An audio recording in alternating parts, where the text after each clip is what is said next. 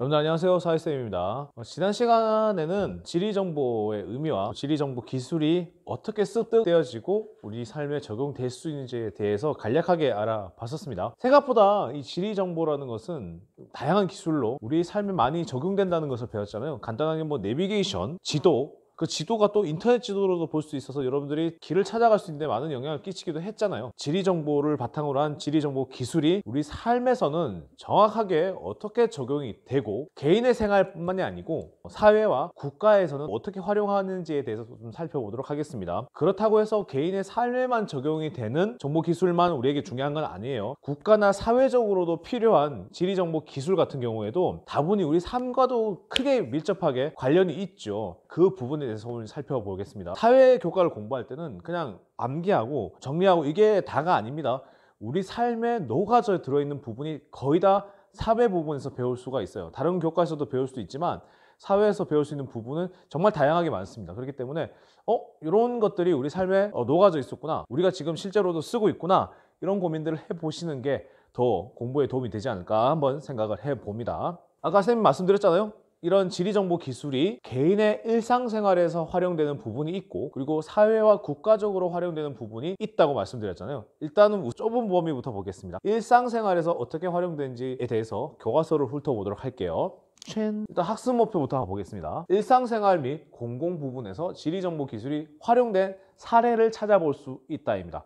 근데 물론 이제 교과서에서, 그리고 교과서에 있는 활동 내용을 보면서 찾아볼 수도 있겠지만, 여러분들이 좀 더 관심을 가지고 인터넷이나 다양한 서적과 다른 어른들의 말씀을 통해서 이런 사례가 어떻게 있는지 한번 더 살펴보시는 것도 나쁘지 않을 것 같습니다.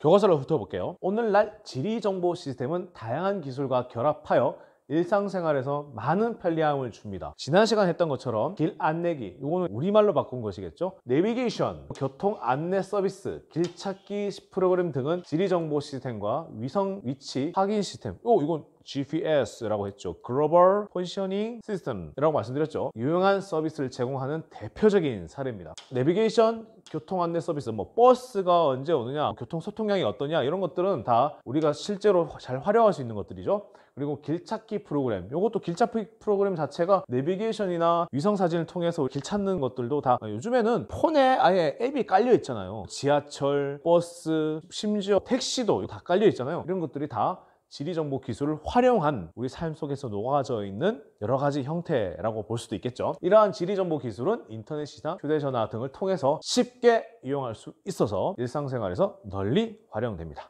그러면 디지털 교과서에서는 이런 것들이 어떻게 사례로 나와 있는지 그 예시를 한번 살펴보면서 실제 삶에 적용해 보도록 하겠습니다. 활동, 생활 속에서 다양하게 이용되는 지리정보 기술, 이렇게 나와 있죠. 다음은 한우리가 제주도를 다녀와서 인터넷 블로그, 요새는 인터넷 블로그 잘 안 하잖아요. 뭐 얘기할 것 같으면 SNS, 페이스북이나 인스타그램 뭐 이런 데 올렸다고 생각하시면 되겠습니다. 요즘 또 이렇게 여행 일기 잘 안 올리죠. 뭐 사진 올리고 뭐 친구들하고 소통하는 그런 창구를 많이 쓰지 블로그처럼 이렇게 올리지는 않는데, 어쨌든 올렸다고 봅시다. 교과서도 나온 지 한 몇 년 됐거든요.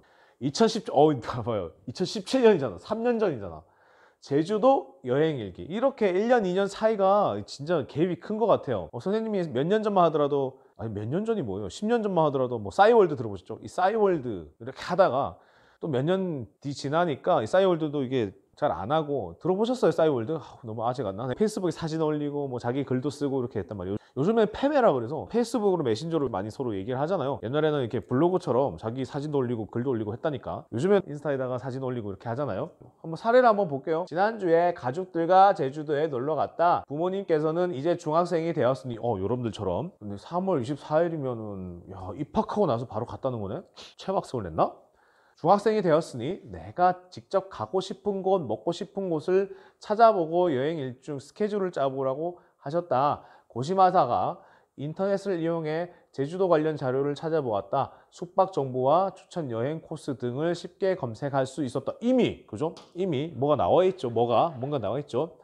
모든 준비를 끝내고 우리 가족은 여행을 떠났다. 제주공항에 내려 예약해 두었던 렌트카 업체를 통해서, 이건 뭐 어른들이 하셨겠죠. 렌트카 업체는, 이거는 차니까. 빵빵. 승용차를 빌린 후 내가 계획한 여행대로 이동하였다. 그리고 차에 설치된, 뭐가 설치되었을까요? 차에 지리정보를 이용하니 모르는 길도 헤매지 않고 찾아갈 수 있었다. 운전하다가 잠시 휴식 시간이 되면 아빠는 교통정보 어플리케이션을 활용해서 실시간 교통 상황을 알아보고 다음 장소까지 걸리는 시간을 계산하면서 움직이셨다. 여행을 가면 아름다운 풍경을 보는 것도 좋지만 그 지역에서만 먹을 수 있는 맛있는 음식을 찾아다니며 먹는 재미도 빼놓을 수 없었다. 스마트폰만 있으면 쉽게 주변 음식점을 검색하고 길찾기를 이용해서 찾아갈 수 있어서 좋았다. 이렇게 한우리가 이 말을 썼습니다. 한우리 옛날 저번 활동에서 한우리가 나왔던 것 같은데, 그죠?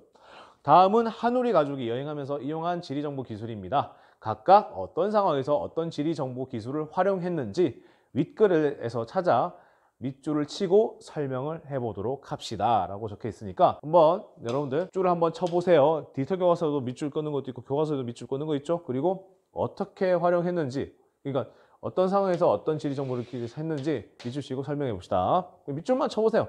밑줄만. 그리고 한우리의 여행일기 빈칸에 들어갈 지리정보 기술을 써보도록 합시다. 요거 한번 써보시고요. 제주도 하니까 떠오르는 장소가 굉장히 많이 있죠. 과제를 한번 드리도록 하겠습니다. 만약에 여러분들이 제주도를 가게 된다면 가고 싶은 곳이 없는 친구도 있겠지만 있을 수도 있겠죠. 없는 친구들은 있다고 치고 그러면 제주공항에서 내려서 여러분들이 어떻게 갈지 한번 자료를 검색해 보시고 지리정보 기술을 활용해서, 그러니까 어플리케이션이죠. 어플리케이션을 활용해서 가는 방법을 찾아보고 두 가지 방법으로 제출해 보겠습니다. 첫 번째는 앱으로 할 수 있으면, 컴퓨터나 폰으로 할 수 있으면 캡처를, 그러니까 길 찾아가는 방법을 이제 앱을 켜놓고 찾아가는 길이나 이런 것을 표시가 된 것을 캡처해서 올리시면 되겠습니다. 아니면 그게 힘든다 그러면 노트, 빈 종이에다가 하는 방법 또는 그림을 그려서 올리시면 되겠습니다. 그런데 이렇게 개인적인 일상생활에서 사용되는 지리정보 기술이 있는가 하면 공공 부분에서 활용되는 지리정보 기술이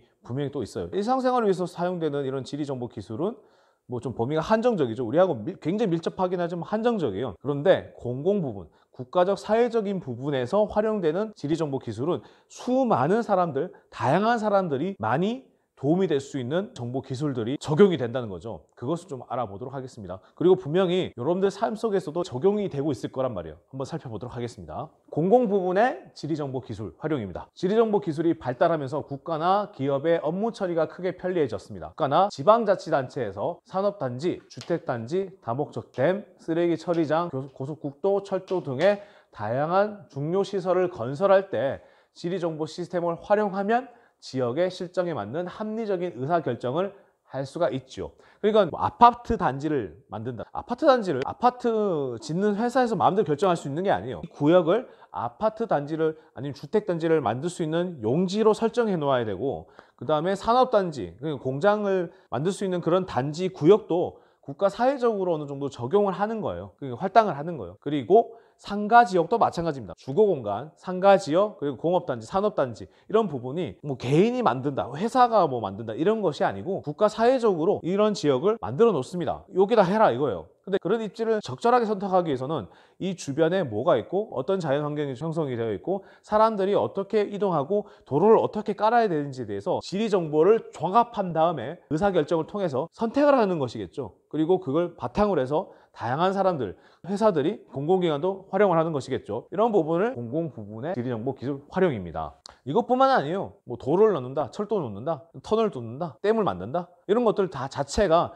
그 지역의 다양한 자연 환경과 그리고 사람들의 요구, 그리고 사람들이 어떻게 활동을 하는지에 대해서 종합적으로 분석을 하고 여기다가 의사결정을 한 다음에 선택을 하고 기술을 반영을 하는 것이겠죠. 그런 부분을 여러분들 잘 기억하시면 좋겠습니다. 왜냐? 여러분들은 도로 활용하잖아요. 차 타고 다니잖아. 병원 활용하잖아요. 학교 다니잖아요. 학교도 마찬가지예요. 학교 입지도 그 지역의 위치에 맞게 자연환경과 인문적 지리에 맞게 설치를 하는 것이에요. 자, 그것도 마찬가지입니다. 아파트도 마찬가지예요. 함부로 만들어지는 게 아니에요. 다 아파트 단지 많이 모여 있잖아요. 근데 그 근처에 공장이 있나요? 그렇지 않잖아요. 근데 그런 것들도 다 공공 부분의 지리정보 기술을 활용해서 지역을 할당을 하고 건설을 하고 만들어 놓는 겁니다. 이 밖에도 지리정보 시스템을 구축하여 홍수나 태풍 등 자연재해 상황을 파악하거나 대비할 수 있고 지능형 교통체계로 대도시의 교통 상황을 관리할 수 있습니다. 당장에 우리 임계 사거리도 보면 그 신호등이 있잖아요. 그 신호등도 보면 그냥 막 움직이는 게 아니고